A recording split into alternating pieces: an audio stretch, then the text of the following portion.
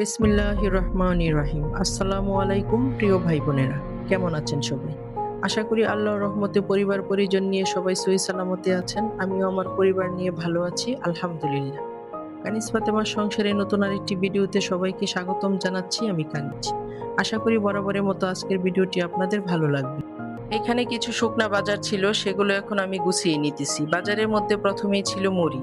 এখানে 5 প্যাকেট মুড়ি আনা হয়েছে, হাফ কেজি করে প্যাকেট। 5 প্যাকেটের মধ্যে ছিল 2.5 কেজি মুড়ি। তো মুড়িগুলো আমি বড় একটা কন্টেনারের মধ্যে মুড়ির প্যাকেটগুলো ভরে রাখলাম, আর 1 প্যাকেট মুড়ি ঢেলে নিলাম। ইফতারের সময় এটা হাতের কাছে রাখবো। তারপর ছিল এলাচ, দারচিনি ও জিরা। এগুলো এখন আমি বয়মের ভিতর ঢালবো না, রোদে শুকিয়ে তারপর ঢেলে নিব। আসলে রমজানের জন্য অনেক দিন ধরে টুকিটাকি করে বাজার করা হচ্ছে, বাজার যেন শেষই হচ্ছে না, একটার পর একটার কথা মনে হয়েই যায়। এখানে এনেছিল একটা ট্যাঙের প্যাকেট, এটা ছিল প্রাণের অরেঞ্জ ট্যাং, এটার নাম ছিল সিপকো। তারপর এনেছিল 1 কেজি চিনি। মেয়েরা যদি গুড়ের শরবত না খায় তাহলে চিনি দিয়ে শরবত খাবে, আর আমরা বড়রা তো গুড়ের শরবতই খাবো। তারপর ছিল তুতমা ও বসি। এই তুতমা ও বসি ভিজিয়ে শরবতের মধ্যে খেলে না শরবত খেতে খুবই ভালো লাগে। এগুলো আমি এখন প্যাকেটের মধ্যে রেখে দিতেছি, তারপরের বাজারগুলো ঢেলে নিব। এখানে এনেছিল পেঁয়াজ ও আদা। তাই বারাপু বাজারে গিয়ে ফোন দিয়েছিল যে কয় কেজি পেঁয়াজ নিয়ে আসবে। তো আমি বললাম ঘরে অনেকগুলো পেঁয়াজ আছে, অল্প করে পেঁয়াজ আনতে। এখন যেহেতু নতুন পেঁয়াজ, ঘরে এনে রাখলে পেঁয়াজগুলো শুকিয়ে কেমন জানি হয়ে যায়। তো এখানে সম্ভবত 2.5 কেজি পেঁয়াজ ছিল, আর ঘরে আমার 3 কেজির মতো পেঁয়াজ ছিল। এই পেঁয়াজ দিয়ে কতদিন খাওয়া হয়ে যাবে, তারপর না হয় আবার আনা যাবে। তারপর ছিল এখানে দেশি আদা। দেশি আদাগুলো খেতে কিন্তু ভালোই লাগে, কিন্তু ছুলতে অনেক কষ্ট হয়। চিকন চিকন আদা ছোলা একটু কষ্টকর হয়ে যায়। এই তো আমার বাজার গোছানো শেষ। আমার বড় মেয়ে কতদিন ধরে বলছিল ওকে মটর সিম ও গাজর এনে দিতে, ও এগুলো ফ্রিজে রেখে দিবি। ও যেহেতু নুডলস রান্না করে খায়, তো নুডলসের মধ্যে গাজর আর সিম খেতেও পছন্দ করে। তাই ওকে স্কুলে দিয়ে আসার পথে আমি এখানে হাফ কেজি মটর সিম নিয়ে আসলাম। হাফ কেজি মটর সিমের দাম নিয়েছে 70 টাকা করে। আর এখানে 1 কেজি গাজর এনেছি 50 টাকা দিয়ে। আমি বেছে বেছে চিকন গাজরগুলো নিয়েছি। তো তরকারিওয়ালা মামা বলছিল যে মোটা গাজর নেন আপা, মোটা গাজরগুলা খেতে খুবই মিষ্টি লাগে। তো মোটা চিকন মিলিয়ে আমি 1 কেজি গাজর এনেছি। গাজরগুলো আমি গ্রেটার দিয়ে কুচি করব না। গ্রেটারের দুইটা অপশন, একটা হয় একটু অনেক বেশি মোটা, আবার আরেকটা হয় একদম চিকন ভর্তা ভর্তা হয়ে যায়। তো বটি দিয়ে আমি গাজরগুলো কুচিয়ে রাখবো।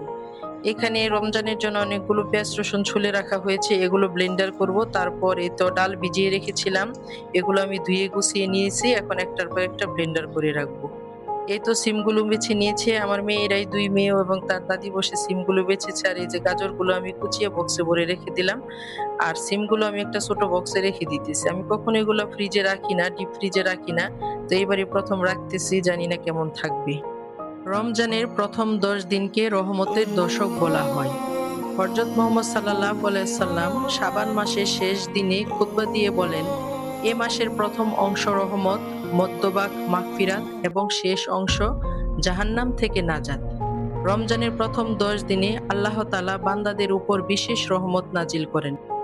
এ সময় বেশি বেশি করে তওবা করা, দোয়া করা, কোরআন তেলাওয়াত করা, দান সদকা করা, নামাজে মনোযোগী হওয়া।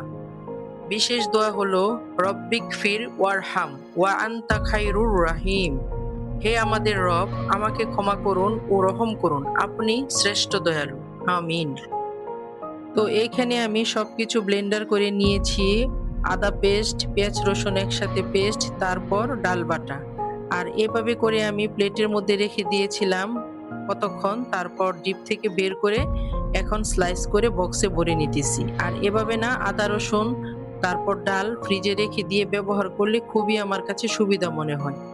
দেখা গেল কখনো আমার মনে থাকে না রান্নার আগে পেঁয়াজ রসুন বাটার বক্সটা বের করতে, কিন্তু এভাবে রাখলে আগে বের না করলেও চলে। যখন রান্না করি ঠিক তখন একটা বা দুইটা স্লাইস উঠিয়ে নিয়েই ব্যবহার করা যায়। তো ডালগুলো আমি রেখে দিতেছি বড় বক্সের মধ্যে। যখন আমি ইফতারি বানাবো বা পেঁয়াজু ভাজবো, তখন আমি আমার প্রয়োজন মতো 2 পিস 3 পিস বের করে নিলেই হবে।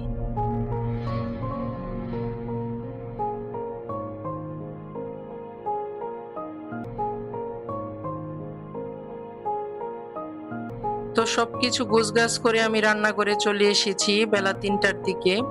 প্রথমে আমি ছোলাটা বোনা করে নিব। ছোলার মধ্যে আমি একটুখানি আলু দেই। ছোলার মধ্যে আলু খেতে আমার খুবই ভালো লাগে। আলু ছাড়া কখনোই আমি ছোলা বোনা করি না। তো ছোলা যখন সিদ্ধ দেই তখনই আমি একটা আলু সাথে দিয়ে দিই। আর এই তো আমি আলু ভর্তা করে আলুর চপ ও ডিম চপ করে নিব। আমাদের ঘরে কিন্তু ফ্রিজে এগুলা করে রাখলে ফ্রোজেন আইটেম ইফতারি খেতে চাই না, তাই বাড়াবো। তাই আমি প্রতিদিনেরটা প্রতিদিনই অল্প অল্প করে সাথে সাথে এগুলো ভেজে দিই। আজ ছিল প্রথম রোজা। প্রথম রোজার দিনও কিন্তু লাইনের গ্যাস সেরকম ভাবে ছিল না, স্পিড একদমই কম ছিল। আর লাইনের গ্যাস ছাড়া আমার রান্নার বিকল্প কোনো ব্যবস্থাও নেই। তো কম গ্যাসের মধ্যে আমি ছোট কড়াই বসিয়ে অল্প অল্প করে ভেজে নিতেছি। আমি ইফতারি কিছুক্ষণ বাজার পরে তারপর মাকে দিয়েছি বাছতে, কারণ আমি এগুলো বাছতে বাছতে একদম আজানের সময় হয়ে যাবে। তো মা দাঁড়িয়ে দাঁড়িয়ে বাছতেছে আর আমি টেবিলের মধ্যে যা যা করা লাগে সবকিছু গুছিয়ে নিতেছি। প্রথমে আমি শরবত ভিজিয়ে নিতেছি, আর এই শরবতটা খেতে কিন্তু খুবই মজা হয়েছিল। রমজানে ইফতার করানো খুব বড় নেক আমল। যে ব্যক্তি কোনো রোজাদারকে ইফতার করাবে তার জন্য রোজাদারের সমপরিমাণ সওয়াব হবে। তবে রোজাদারের সওয়াব থেকে কিছুই কমানো হবে না। শুধু পানি বা একটি খেজুর দিয়েও ইফতার করালেও একই সওয়াব পাওয়া যাবে।